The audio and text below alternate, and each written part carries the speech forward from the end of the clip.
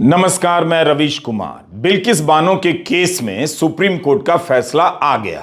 Court का यह फैसला तब आया है जब राम मंदिर के उद्घाटन के बहाने प्रधानमंत्री नरेंद्र मोदी को विष्णु और शिव का अवतार बताया जा रहा है। राम की मर्यादा के प्रतीक के रूप में उन्हें स्थापित करने का प्रयास हो रहा है। मगर इसी बीच सुप्रीम कोर्ट के फैसले से यह सवाल उठता है कि वे महापुरुष और दैविक अवतार होने के उत्तराधिकारी हैं भी या नहीं। प्रधानमंत्री के नाते छोड़िए, एक सामान्य नागरिक के नाते उन्होंने हत्यारों और बलात्कारियों की रिहाई का विरोध नहीं किया। गुजरात चुनावों के समय हत्या और बलात्कार के दोषियों को माला पहनाया जा रहा था। बीजेपी के विधायक सीके राहुल जी का बयान है कि ये ब्राह्मण हैं और इनके संस्कार अच्छे हैं। प्रधानमंत्री चुप रहे, उनकी मंत्री स्मृति ईरानी चुप रही, गृह मंत्री चुप रहे। जब आप इस केस का डिटेल पढ़ेंगे तो पता चलेगा कि केवल हत्यारों और बलात्कारियों को नहीं बचाया जा रहा था, उस विचारधारा को भी बचाया जा रहा था जिसके नाम पर 11 लोगों ने बिल्किस के साथ बलात्कार किया, उसके परिवार के 7 लोगों की हत्या की और कैदी बन गए, हत्यारे बन गए। सुप्रीम कोर्ट ने आज इस विचारधारा को भी एक तरह से रंगे हाथों धर लिया है। अब सवाल सुप्रीम कोर्ट के फैसले से भी बड़ा है। गुजरात सरकार को, प्रधानमंत्री नरेंद्र मोदी को, गृह मंत्री अमित शाह को सुप्रीम कोर्ट के इस एक फैसले से बचाने के लिए गोदी मीडिया क्या क्या करेगा, क्या आपको पता है? क्या इस फैसले को घर घर पहुंचाया जाएगा या फिर गोदी मीडिया राम मंदिर का कवरेज और बढ़ा देगा ताकि राम को घर घर पहुंचाने के नाम पर बीजेपी सरकार की इस करतूत को आप तक पहुंचने से रोका जा सके? क्या यह सवाल करेगा गोदी मीडिया कि गुजरात सरकार हत्यारों का साथ देती हुई पकड़ी गई है? क्या मुख्यमंत्री से इस्तीफा मांगा जाएगा? किसी पर कार्रवाई होगी? जिस समय रिहाई हुई उस समय गुजरात के मुख्यमंत्री भूपेंद्र पटेल थे, आज भी हैं। क्या मीडिया प्रधानमंत्री नरेंद्र मोदी, गृह मंत्री अमित शाह से सवाल करेगा कि इतने गंभीर अपराधियों को रिहा करने की सिफारिश केंद्र के गृह मंत्रालय ने क्यों की? खुद गुजरात सरकार ने सुप्रीम कोर्ट में कहा था कि गृह मंत्रालय के कहने पर रिहा किया गया। आप दर्शक भी ठीक से पढ़िए। सुप्रीम कोर्ट की जस्टिस नागरत्ना और जस्टिस उज्जवल की बेंच ने कहा है कि गुजरात सरकार हत्या और बलात्कार के मामले में सजा पाए लोगों के साथ मिली हुई है। हमारा सवाल है, क्या प्रधानमंत्री मोदी उस गुजरात सरकार के मुख्यमंत्री से इस्तीफा मांगेंगे जिसके बारे में सुप्रीम कोर्ट ने कहा है कि वह हत्यारे और बलात्कारियों के साथ मिलकर उसने काम किया? जस्टिस नागरत्ना ने ऑर्डर पढ़ते हुए कहा कि कोर्ट मानता है कि रिहाई का ऑर्डर देने का अधिकार क्षेत्र गुजरात सरकार का नहीं था, महाराष्ट्र सरकार का था। इसलिए कोर्ट ने रिहाई के फैसले को खारिज कर दिया। अदालत ने कहा कि आरोपियों की आजादी पर अंकुश लगाना जायज है। उन्होंने आजादी के अधिकार तभी खो दिए जब दोषी पाए गए और जेल हुई। अगर उन्हें रिहाई चाहिए तो जेल में कानून के दायरे में रहकर अपील करें। कोर्ट ने कहा कि हम मानते हैं कि कानून का शासन माने बिना इंसाफ नहीं किया जा सकता। अगर ऐसा नहीं होगा तो कोर्ट के आदेश मिथ्या बनकर रह जाएंगे। कोर्ट को इंसाफ करना है, इंसाफ से किनारा नहीं करना चाहिए। गुजरात सरकार ने सुप्रीम कोर्ट के एक ऑर्डर का सहारा लिया और इस मामले में रिहाई की। उस ऑर्डर के अनुसार रिहाई का अधिकार महाराष्ट्र सरकार से गुजरात सरकार को दिया गया, इस आधार पर कि अपराध गुजरात में हुआ था। आज के अपने फैसले में सुप्रीम कोर्ट ने कहा है कि सुप्रीम कोर्ट से 13 मई 2022 का वो ऑर्डर फ्रॉड के माध्यम से प्राप्त किया गया। फ्रॉड के माध्यम से प्राप्त किया गया। दोबारा पढ़ रहा हूं ताकि आप ध्यान से सुने। फ्रॉड के माध्यम से प्राप्त किया गया, इसलिए वो गैर कानूनी है और इसी कारण रिहाई का आदेश खारिज किया जाता है। सुप्रीम कोर्ट ने कहा है कि यह एक क्लासिक केस है, क्लासिक केस, जब सुप्रीम कोर्ट के ऑर्डर का इस्तेमाल कानून को तोड़ने के लिए किया गया ताकि दोषियों की रिहाई हो। कोर्ट ने कहा कि यह राज्य सरकार द्वारा विवेक के दुरुपयोग और सत्ता को हड़पने का मामला है। इस आधार पर भी इस आदेश को खारिज किया जाना चाहिए। आज राम की मर्यादा की सारी समझ दांव पर है। बीजेपी की सरकार पर हत्या और बलात्कार के दोषियों के साथ मिलकर काम करने का आरोप नहीं बल्कि प्रमाण पाया गया है। कोर्ट ने गुजरात सरकार के फैसले को रद्द कर दिया। कहा कि सरकार इन हत्यारों के साथ मिली हुई थी। बताइए किसी सरकार पर कब आपने सुना कि कोर्ट ने कहा हो कि वो हत्यारों और बलात्कारियों के साथ मिली हुई थी।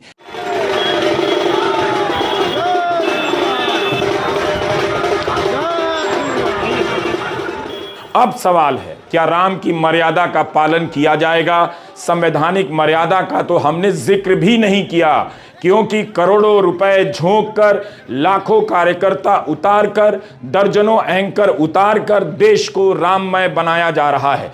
तो राम की मर्यादा की ही बात करते हैं। क्या बीजेपी के कार्यकर्ता, नेता, समर्थक, हाउसिंग सोसाइटी के अंकिल और आंटियां इस बात को भी हजम कर जाएंगी, या वो सवाल करेंगे कि प्रधानमंत्री के राज्य गुजरात की बीजेपी सरकार पर हत्यारे और बलात्कारियों के साथ मिलकर काम करने के प्रमाण मिले हैं?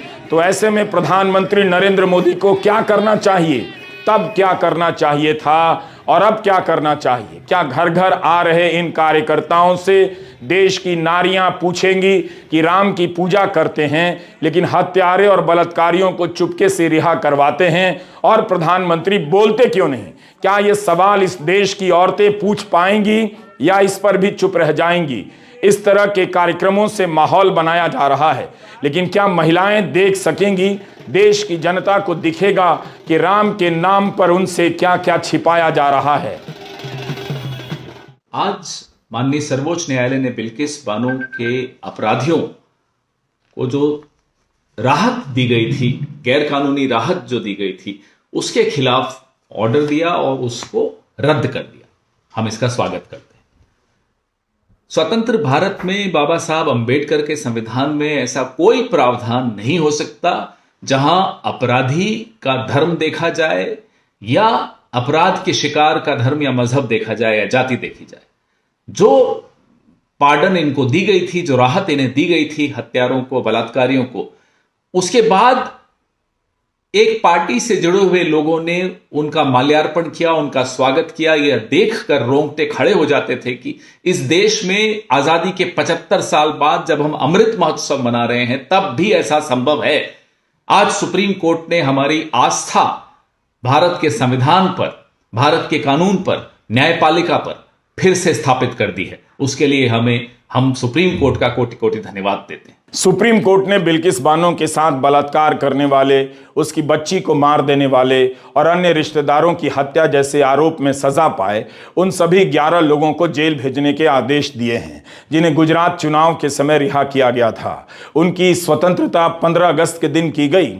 उस दिन आज़ादी का अमृत महोत्सव मनाया जा रहा था और अमृत और आज़ादी दी जा रही थी हत्यारों को। 2 सप्ताह के भीतर इन 11 दोषियों को आत्मसमर्पण करना पड़ेगा। कोर्ट ने कहा कि गुजरात सरकार का फैसला शक्तियों का दुरुपयोग था। आप सोचिए, यह दुरुपयोग किसके लिए किया गया? जिन्हें हत्या के मामले में सजा सुनाई जा चुकी थी। क्या यह मामला राजनीतिक नहीं है? क्या बिना इनकी राजनीतिक जरूरत के कोई भी सरकार यह फैसला ले सकती थी? कोर्ट ने कहा कि गुजरात सरकार के पास ऐसा करने का कोई अधिकार ही नहीं था। आप किसी बलात्कारी और हत्यारे को रिहा कर रहे हैं, तब कर रहे हैं जब कोई अधिकार नहीं। साफ है, गुजरात विधानसभा चुनावों में माहौल बनाने के लिए या किसी अन्य अज्ञात राजनीतिक मकसद से किया गया होगा। यह लड़ाई मीडिया ने नहीं लड़ी, महुआ मोइत्रा ने लड़ी, जिन्हें संसद से निकाल दिया गया, जिनके खिलाफ गोदी मीडिया ने अभियान चलाया, जिनका चरित्र हनन किया गया। महुआ संसद में हार गई, मीडिया के सामने हार गई, मगर उनकी इस एक याचिका ने उस सच को सामने ला दिया जो दिख तो सबको रहा था मगर बोल कोई नहीं पा रहा था। बिल्किस बानो बेशक मुख्य याचिका करता थी, मगर उनके साथ तृणमूल नेता महुआ मोइत्रा, पूर्व सांसद सुभाषिनी अली, प्रोफेसर रूपरेखा वर्मा, पत्रकार रेवती लॉल ने भी 2022 में दोषियों की रिहाई के बाद कोर्ट के सामने अपनी याचिका दायर की बिल्किस का साथ दिया। एक बार फिर से इस लड़ाई में वकील कपिल सिब्बल, वकील शोभा गुप्ता, वकील वृंदा ग्रोवर और वकील अभिषेक मनु सिंघवी ने पैरवी की, ये लड़ाई लड़ी। सुभाषिनी अली ने अपनी याचिका में कहा था यह अन्याय है। द वायर को उन्होंने एक इंटरव्यू दिया और कहा कि क्या नए भारत में इंसाफ अपराधी का धर्म और जाति देखकर होगा। आखिर गुजरात की सरकार बलात्कारियों को और हत्यारों को क्यों बचा रही है? क्या उसकी मजबूरी है कि वो किसी हद तक जाने के लिए तैयार थी इन अपराधियों को बचाने के लिए? सिर्फ उनको छोड़ा ही नहीं, इनको बचाने के लिए पूरी अपनी ताकत गुजरात की सरकार और केंद्र की सरकार ने झोंक दिया। आखिर क्यों? क्या बीजेपी की जो सरकारें हैं वो बलात्कारियों और अपराधियों को संरक्षण देने वाली सरकारें हैं? क्या वो ये दे रही हैं संदेश कि जो लोग उनके जैसे सोचने वाले हैं, उनके साथ जुड़े हुए हैं, वो चाहे बलात्कार करें चाहे हत्या करें, उनका बाल बांका नहीं होगा? क्या वो कह रहे हैं कि महिलाओं के साथ जघन्य अपराध करने वालों को भी पूरी तरह से सरकार की तरफ से संरक्षण दिया जा रहा है? अगर ऐसी बात है तो ये हमारे देश के लिए बहुत ख़तरनाक है। अभी बीएचयू का मामला भी सामने आया है जिसमें 3 नौजवान जो भाजपा से संबंधित हैं, उन्होंने एक छात्रा के साथ जो वहाँ बदतमीज़ी की, बदसलूकी की। अभी वो बात सामने आई है और 2 महीने तक पुलिस ने उनके खिलाफ़ कोई कार्रवाई नहीं की। ब्रिजभूषण शरण सिंह का भी मामला सामने है। तो आखिर क्या हो रहा है हमारे देश में? क्या न्याय की जो प्रक्रिया है वो संविधान से दूर हट रही है, वो रूल ऑफ लॉ से दूर हट रही है?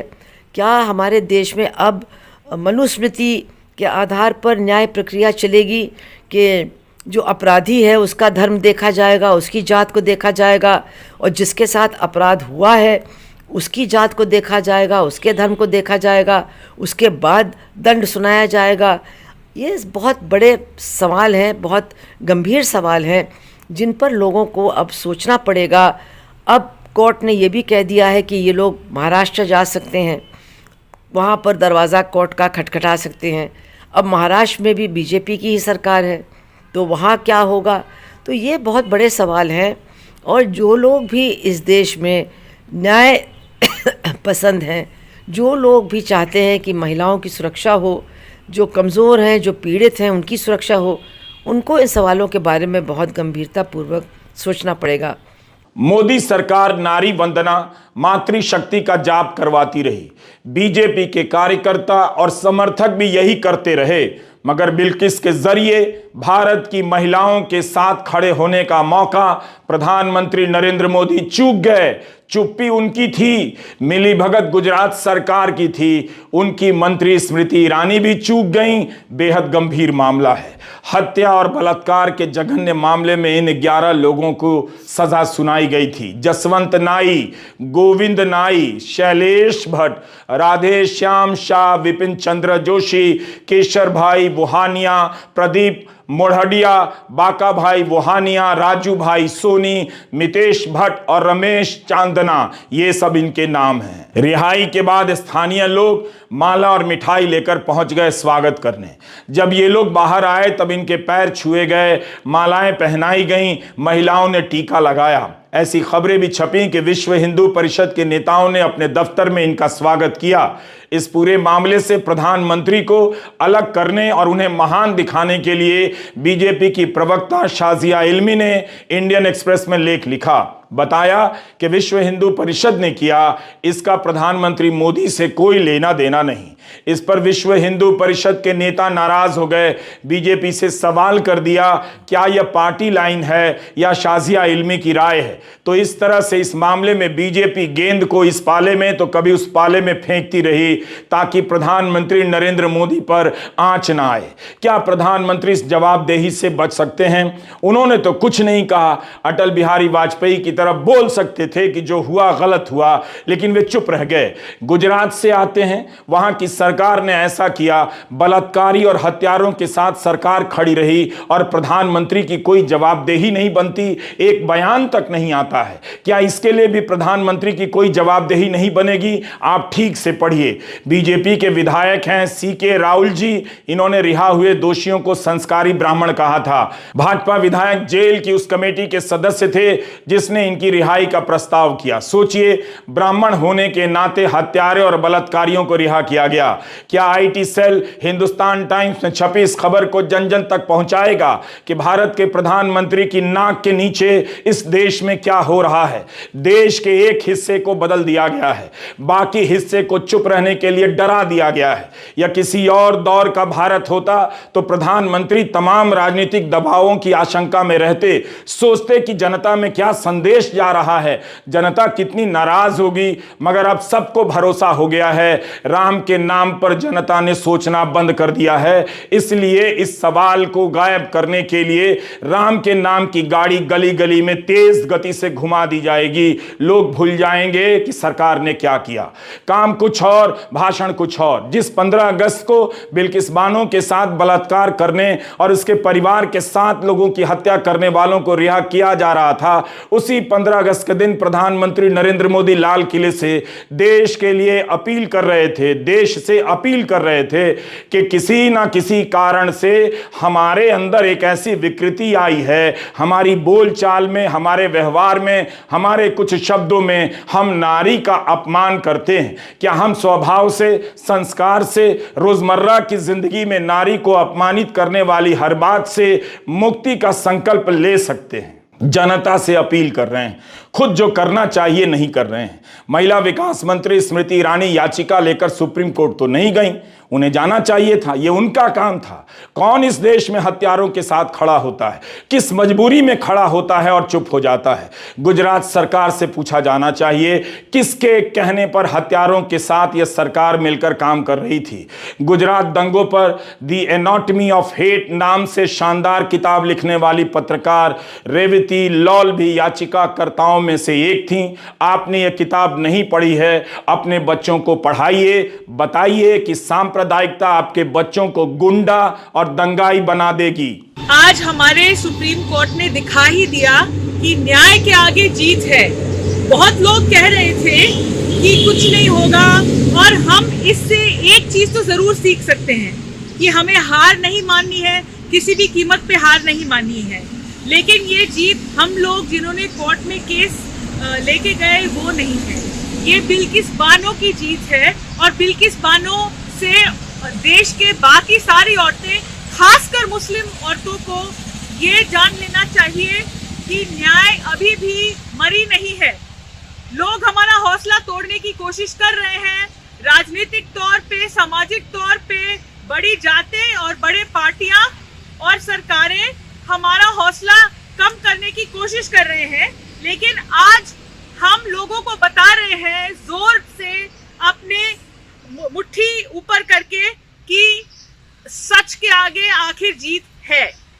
कोर्ट का फैसला ने समाज की बातें सुनी, बिल्किस बानो की पीड़ा सुनी, और कोर्ट ने आखिर कहा कि ऐसा नहीं हो सकता है कि न्याय एकदम दबाया जाए और दबी रहे। और इससे सबको सतर्क रहना चाहिए जो लोग न्याय का अपमान करते हैं और सोचते हैं कि न्याय उनकी मुट्ठी में है। यह लड़ाई बीजेपी की महिला नेता क्यों नहीं लड़ रही थी? उनके पास सरकार थी, ताकत थी, मीडिया था, अपने ही सरकार से पूछ सकती थी। क्या बीजेपी की महिला नेताओं को इसमें कुछ भी गलत नहीं लगा? वो कैसे चुप रह गई? तब फिर वे किस बात की नारी शक्ति, नारी वंदना के नाम पर धार्मिक रैलियों में जाती हैं? अगर बिल्किस के मजहब से दिक्कत थी तो इससे क्यों नहीं दिक्कत हुई कि बीजेपी के ही पुरुष विधायक हत्या करने वालों को ब्राह्मण और अच्छे संस्कार का बता रहे थे?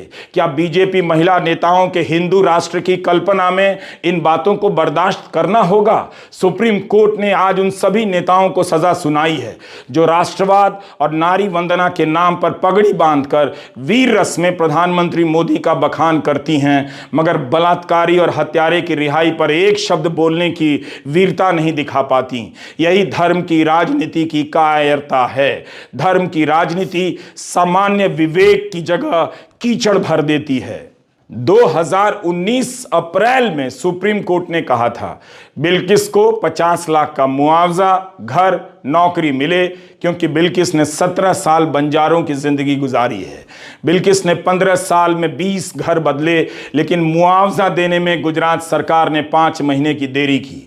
जब वो वापस कोर्ट गई तो सरकार की तरफ से वकील तुषार मेहता ने कहा कोर्ट स्पष्ट करे कि यह सिर्फ इसलिए हुआ है क्योंकि इस मामले में विशेष परिस्थिति है।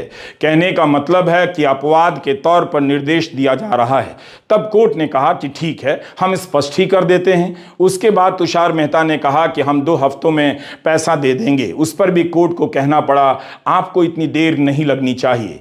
हर कदम पर स्टेट यानी सत्ता बिल्किस का विरोध कर रही थी। हर कदम पर बिल्किस लड़ती जा रही थी। बिल्किस बानो की यह जीत भारत की उन महिलाओं और मर्दों को शर्मिंदा करती है जो इस केस पर इसलिए चुप हो गए क्योंकि उन्हें प्रधानमंत्री मोदी से सवाल करना पड़ता, उन्हें बीजेपी से सवाल करना पड़ता। आप अपनी इस हार को राम मंदिर की आड़ में नहीं छिपा सकते, उनके सामने भी जवाब देना पड़ेगा। जब आपने किसी प्रकार की मर्यादा ही नहीं बचने दी तो राम की मर्यादा कहां से खड़ी कर पाएंगे? वरना राम के नाम पर इतनी शक्ति तो आ ही जाती कि गलत के खिलाफ बोलते, अन्याय के खिलाफ बोलते और न्याय की मांग करते। गुजरात पर डॉक्यूमेंट्री क्या बनी, बीबीसी पर छापे पड़ गए, बैन लग गया। बिल्किस बानो के इस फैसले से आज गुजरात दंगों के दौर की खबरें फिर से लौट रही हैं। देश की जनता हर गलत पर चुप रही क्योंकि उसे राम मंदिर का सपना दिखाया जा रहा था। एक बार फिर से उसे मौका मिला है गलत को गलत कहने का, राम की मर्यादा स्थापित करने का। हमने यह उदाहरण क्यों दिया? बहुत जरूरी था। इनकी रिहाई का विरोध करने वाले कुछ लोग बचे हुए थे। सिस्टम के भीतर कोई था जिसका ईमान कांप रहा था। ऐसा नहीं होना चाहिए। मार्च 2021 में मुंबई के ट्रायल कोर्ट के सिविल जज ने कहा कि इन लोगों की बिल्किस या मारे गए लोगों से कोई दुश्मनी नहीं थी, कोई रिश्ता ही नहीं था। इनकी हत्या और बलात्कार केवल इसलिए किया गया क्योंकि ये एक धर्म विशेष के थे। नाबालिगों को भी नहीं बख्शा गया। ये इंसानियत के सबसे जघन्य अपराधों में से है। ये समाज की अंतरात्मा को प्रभावित कर सकता है। इसलिए हमने राम यात्रा की तस्वीरें दिखाई आपसे पूछने के लिए कि क्या राम की इन तस्वीरों का इस्तेमाल आपको नैतिक रूप से मजबूत बनाने के लिए किया जा रहा है? बस पर बनी प्रधानमंत्री की ऐसी तमाम तस्वीरों के जरिए कई प्रकार की अनैतिक चुप्पियों पर पर्दा डालने के लिए तो नहीं किया जा रहा। इन हत्यारों की रिहाई को चुनौती नहीं दी जाती तो कई सच बाहर नहीं आ पाते। जैसे सुनवाई के दौरान ही पता चला कि सीबीआई भी रिहाई के लिए तैयार नहीं थी। मुंबई के ट्रायल जज भी सहमत नहीं थे। सुनवाई के चलते गुजरात सरकार को खुद ये बात सुप्रीम कोर्ट को बतानी पड़ गई। सीबीआई के अधिकारी ने गोधरा की सब जेल में सीबीआई के स्पेशल क्राइम ब्रांच के सुपरिटेंडेंट को मार्च 2021 में पत्र लिखकर कहा कि दोषियों का अपराध बहुत ही जघन्य और गंभीर है, इसलिए उन्हें जल्दी रिहाई नहीं मिलनी चाहिए, ना कोई रियायत मिलनी चाहिए। मुंबई के सिविल जज ने कहा कि सुनवाई महाराष्ट्र में हुई है तो महाराष्ट्र सरकार रिहाई के नियम लागू कर सकती है। मगर 13 मई 2022 को सुप्रीम कोर्ट ने 11 में से एक आरोपी की याचिका पर फैसला देते हुए कहा था यह मामला गुजरात सरकार के पास जाना चाहिए क्योंकि अपराध वहीं हुआ था। इस तरह गुजरात सरकार ने आदेश जारी कर 15 अगस्त के दिन हत्या और बलात्कार के 11 दोषियों को समय से पहले रिहा कर दिया। इसका मतलब कोई था, किसी का हाथ रहा होगा जो इनकी रिहाई चाहता होगा। गुजरात सरकार ने कोर्ट को बताया है कि केंद्रीय गृह मंत्रालय की रजामंदी से ही ये रिहाई हुई। राज्य सरकार ने बताया कि केंद्र के पास भेजे जाने के 2 हफ्तों के भीतर ही इनकी रिहाई की मांग स्वीकार कर ली गई। इतना जल्दी फैसला? तो सवाल है कि जब इनकी रिहाई हुई उस समय सरकार ने यह बात सामने क्यों नहीं रखी? रिहाई के समय कहा जा रहा था कि गोधरा की कमेटी ने मंजूरी दी क्योंकि गुजरात